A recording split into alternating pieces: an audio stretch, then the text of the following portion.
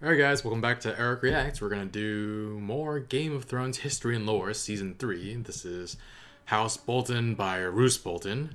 Still mad at him a little bit. Let's get into it. Frickin'... Like the Starks, the blood of House Bolton runs back to the first men. Singers call those times the Age of Heroes. A mask for a savage world that bred savage men. The Lannisters swindled their enemies. The Storm Kings hammered them, and the Starks cut off their heads. In such company as this, were the Boltons really so indelicate? Unlike some other houses, my ancestors owned the Bolton words, "Our blades are sharp." They passed down not a Valyrian greatsword, but a knife, honed and thin enough to fit between the topmost layer of skin and the tissue below, and peel. For as we all learned as children, a naked man has few secrets, a flayed man none. Oh. In those dark days, they say that some of my more willful forebearers would even wear their enemies' skins as cloaks. But no such tokens remain, if they ever existed. Jeez. Certainly not hanging in some secret room in the Dreadfort, That makes as me... old wives and fools insist. That makes me think there are skins I suspect like my that. house itself was responsible for spreading such rumors in the first place.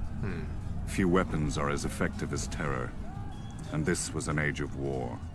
House against house, brother against brother. The Iron Men were on the rise, and never far from our shores. We must have seemed ripe for the taking, too busy fighting each other to deal with the raiders as they deserved. Thus the Starks took it upon themselves to unify the North, under them. They drove the pirates out of White Knife and claimed the eastern coast, and married the Marsh King's daughter for the neck. A Stark wrestled for Bear Island and won. Or so they say. Silly stories. Blood and steel won the North, and the Starks had the most of both. After years of war, my ancestors gave up their barbaric practices and bent the knee to their new kings. Thus House Bolton became what we are today, loyal bannermen and staunch ally to the Starks, and the second greatest house in the North. Wow. So this was their move. The Stormlands by Brienne of Tarth. Tarth has lulled many a novice sailor into complacency. Our lush island sits on calm blue water like an emerald set into a sapphire.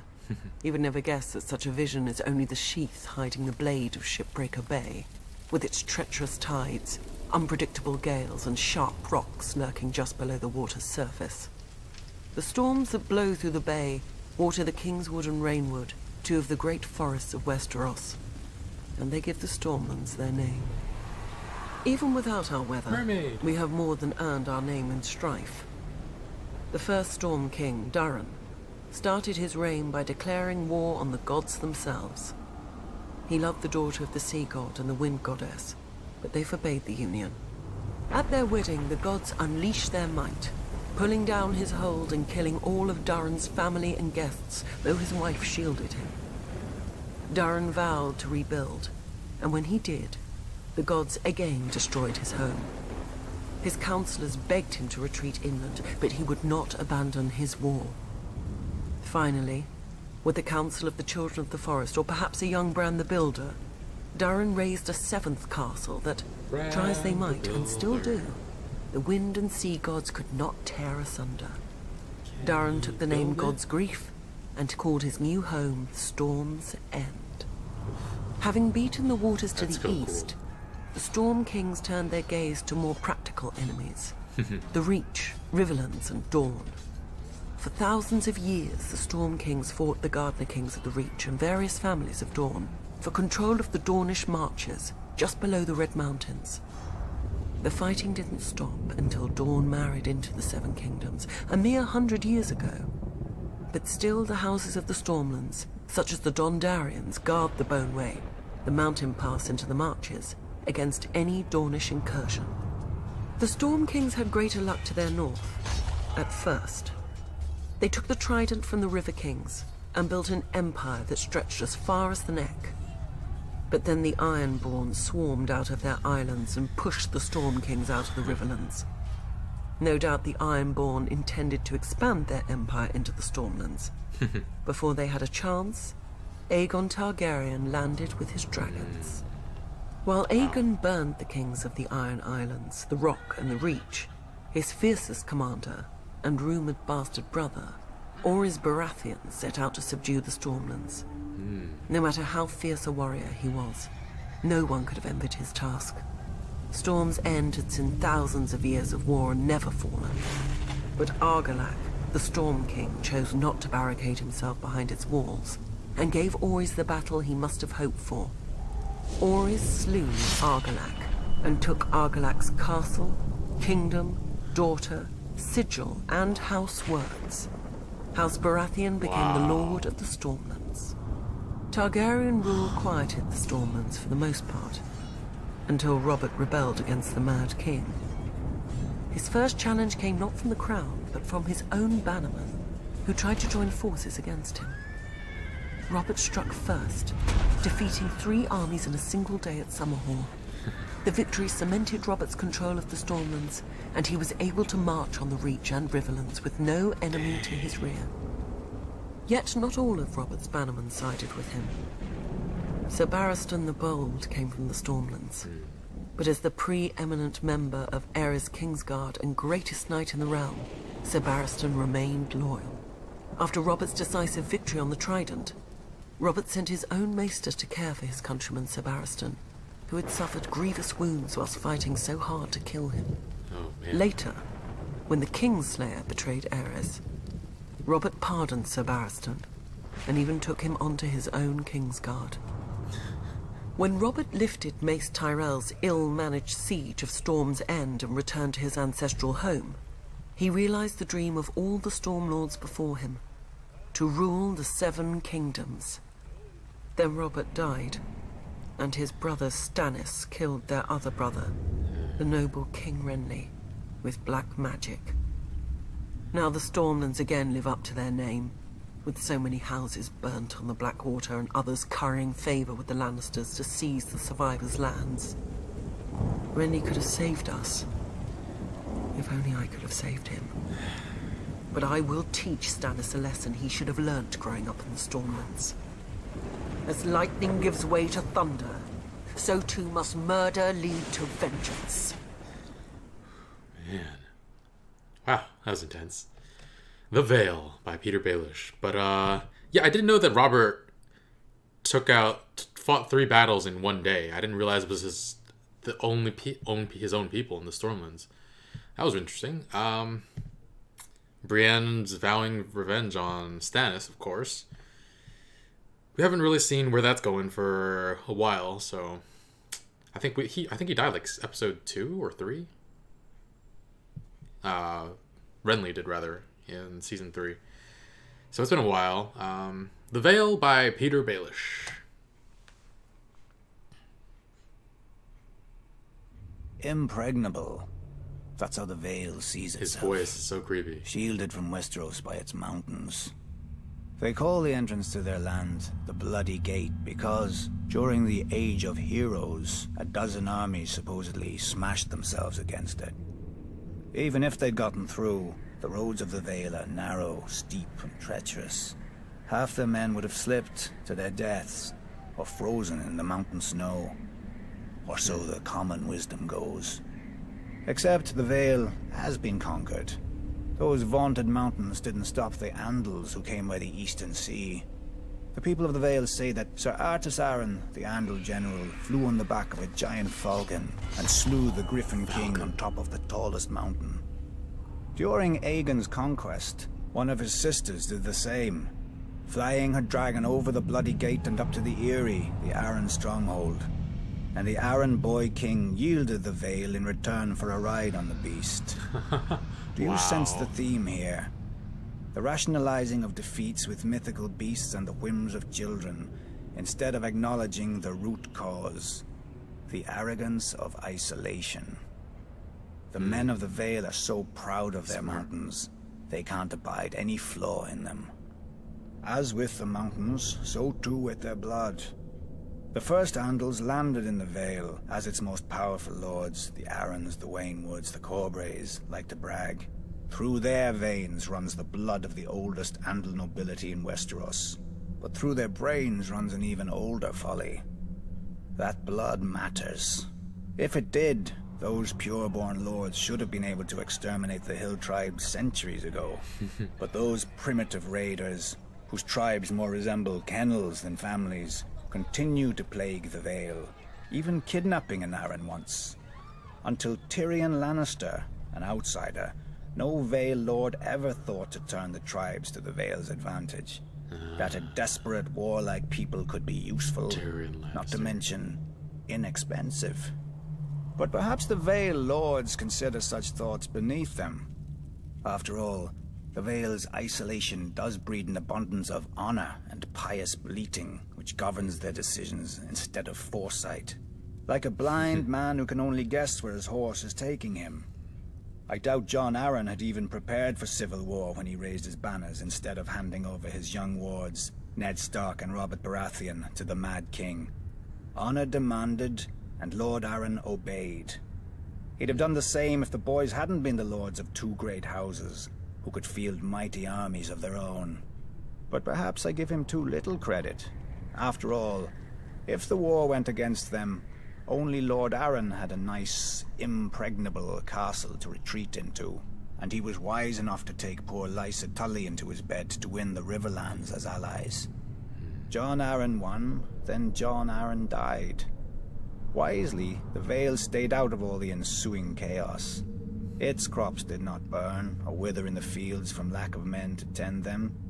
Its strength was not drained by forced marches to futile skirmishes. Littlefinger. In the Vale, life proceeds as it always has. Calm, proud. A world of high honor undisturbed by armies and men of low birth, but high ambition. Impregnable. Impregnable. Oh, man. And now he's Lord of Riverrun. Or the Vale, rather. Not Riverrun. The Vale. By marrying Lysa Tully. We haven't seen him since then, right? Since he left, since he was talking about the climb. Oh, man. It'll be interesting when that happens. When we get to see that. The North by Jon Snow. As a boy, looking out from my father's castle, I thought the sun could never set on the North, so vast did it seem. Part of me still does. The North is by far the largest of the 7 kingdoms, and can fit the other 6 inside it. What? Not that the others care. I've seen a map, I just didn't realize that. That's how the Southerners see the North. But without the cold, a man can't appreciate the fire in his hearth. Without the rain, a man can't appreciate the roof over his head. Let the South have its sun, flowers and affectations. We Northerners have home. Mine was once Winterfell, the ancient seat of my father's family, House Stark. That pause. Who have ruled the North since the first men and were once the kings of winter. Growing up, Lady Catelyn made sure I knew I wasn't a Stark. No matter how much blood I shared with her true-born children. But where their name rules over the North, mine is the North. Snow. Our land stretches from the wall down to the neck, a narrow land that divides us from the rest of Westeros. Legend has it that the children of the forest flooded it in their war against the first men. If that's true, every Northman owes them a debt of gratitude. The swamps of the neck are as good as the wall for keeping out unwelcome armies. And if the swamps don't deter you, the Crannog men should. Small, shy people who rarely leave those swamps, and who follow House Reed, the gatekeepers of the North, and among the most important and loyal bannermen of House Stark. Also a bit strange. I heard their oath of fealty once as a child. It's like no other lords, ancient and dark. They swear by earth and water, by bronze and iron, and by ice and fire. Ice and fire. Where House Reed holds the gate to the north, House Manderley holds the port, White Harbour. The closest thing to a southern city we have, governed by the closest thing to a southern family we have. Generations ago, the Manderleys were driven from the Reach, but the Starks gave them their land in return for fealty. Now White Harbour is the richest city of the north, and the Manderleys the richest family. Not in gold and silver like their southern counterparts, but in fish, grain, and trade. As for the other great northern houses, the Starks brought them into the fold during the Age of Heroes. The Stark wrestled an Ironborn for Bear Island and gave it to the Mormons. The Stark granted a keep and land to a younger son, Carlon, in return for putting down a rebellion. His family then grew up into the Karstarks. Oh. Starks fought the Wildlings and their kings beyond the wall beside the Umbers of Last Earth, thus earning their fealty. Boltons. Back then they were the bane of the North. A few were even rumored to wear their enemies' flayed skins as cloaks. But after centuries of war, they too bent the knee. And so House Stark became the kings in the north, but never forgot that they weren't the north. When Aegon and his dragons landed on Westeros, the kings of the Rock and the Reach sent all their men to die to defend their crowns. Torrhen Stark knelt, to spare his people the same fate.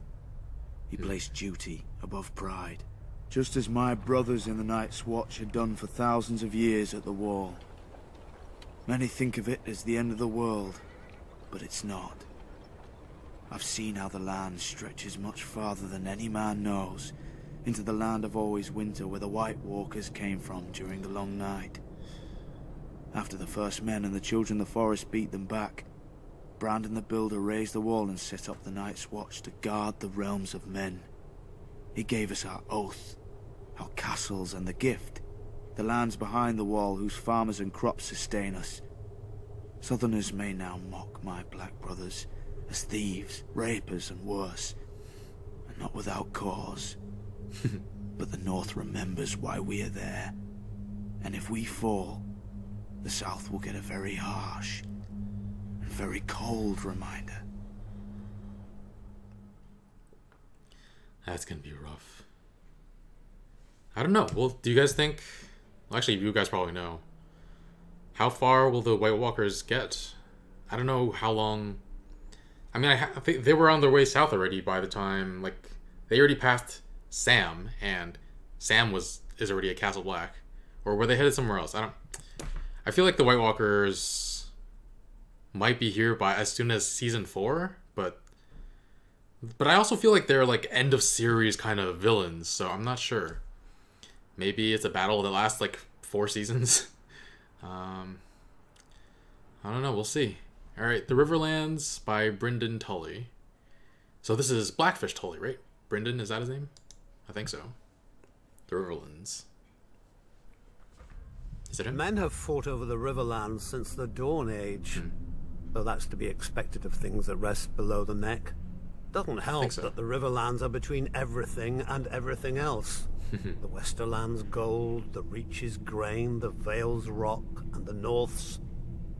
snow? Snow? House Mud once ruled as the kings of the rivers and hills. House Mud? But after 1,000 years, their line was exhausted and fell to the Storm Kings, who fell to the Ironborn. I suppose after years of drowning at sea, our rivers look pretty attractive to that race of pirates and rapers. Never mind that their monstrous castle, Harrenhal, was too large to staff and garrison. It turned out the Ironborn wouldn't be there long enough to bother. Aegon Targaryen landed to our south, and, as had many before him, liked the look of the Riverlands. My ancestor Edmund Tully led the desertion of Riverlords to his cause, and was rewarded by getting to watch King Harren burn in his own tower. Unfortunately, that's not all Edmund got. House Tully was named the Lords Paramount of the Trident, which means we had to keep in line all those lords who hadn't governed themselves for thousands of years. We were now responsible for aiding the Malisters at Seaguard against the pouting Ironborn whenever they got cheeky.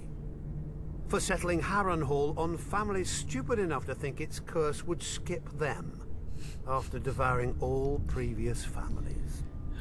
for keeping the Blackwoods and Brackens from wiping each other out, and giving us 2 more castles to deal with, for keeping the Freys in their place and out of others' pockets, for marrying off our sons and daughters wisely enough so we didn't follow House Mud into, well, the mud.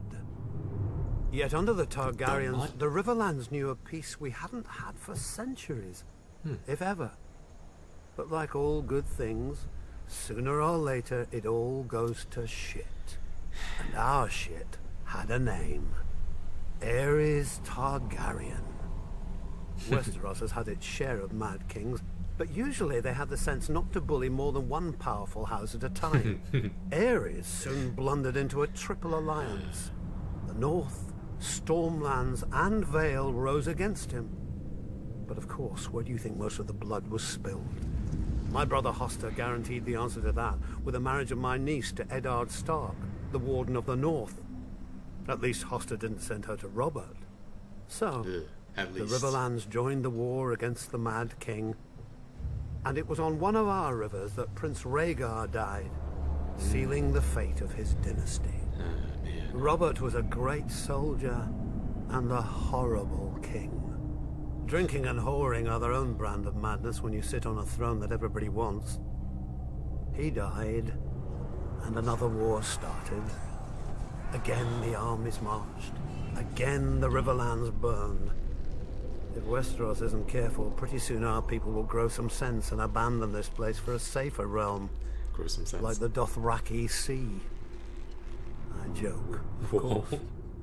The Riverlands are our home, and God's help us, we love it.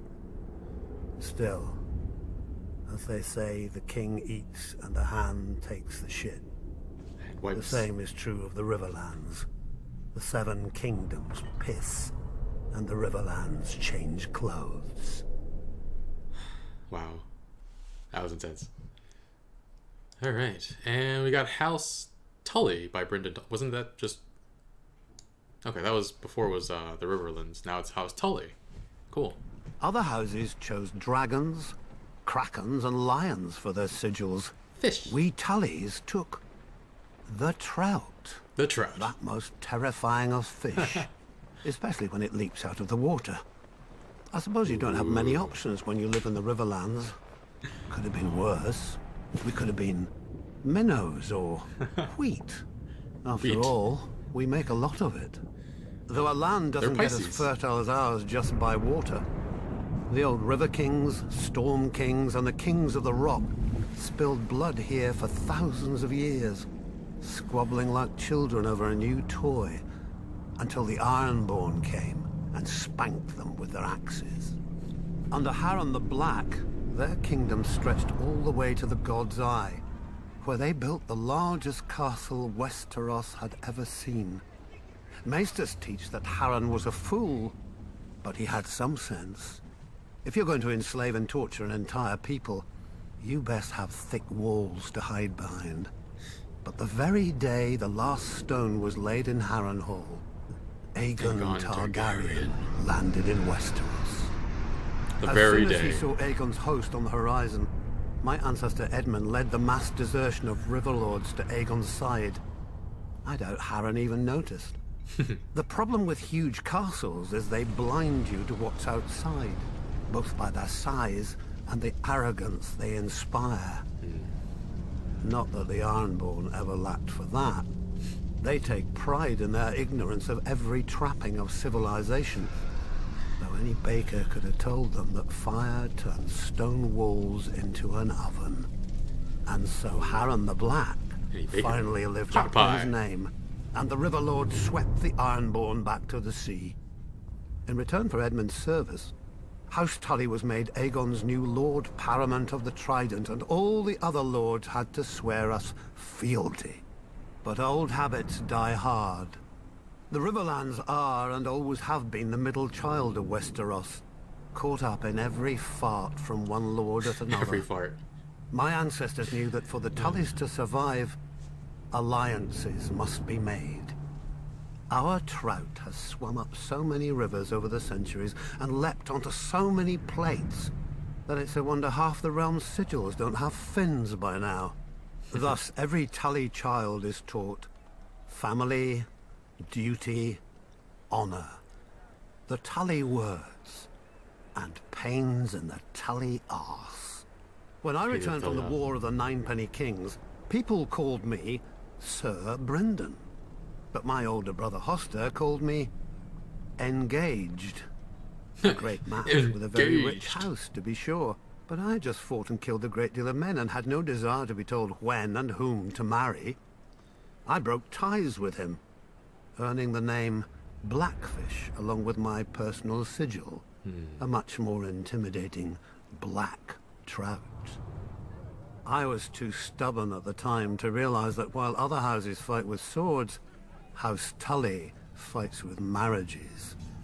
Then my niece Catelyn's betrothal to Brandon Stark drew us into the war against the Mad King, while my other niece Lysa's betrothal to Jon Arryn cemented the rebellion. If I'd have obeyed my older brother earlier, we'd have had the largest navy in Westeros with us then as well, and our victory would have been swift.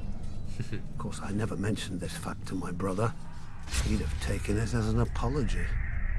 My brother is dead now, and my nephew Edmure rules in Riverrun. Named after Edmund? A trout that can't tell the worm from the hook. Edmure, but he is a Tully, and he is unmarried, and there is a war. No, he's married. Know how this story ends. Maybe she'll be beautiful. She was. Maybe she'll be rich. As long as she brings swords and men to House Tully, she could look like the fish we hang all over Riverrun. He'll honor his duty to family and swallow it. One blackfish per family can be overlooked. Two, and we'd have to change all those pretty banners. Wow. Oh, that's sad. I'm sad. Edmure. His marriage. He was so sad about his marriage, and then he was so happy, and then all his family died, except for Blackfish. All right, guys, that's gonna be it for this one. Next time we'll finish up with the Reach. Ooh, more Marjorie Terrell. Very nice. All right, thanks for watching, guys. Bye, friends.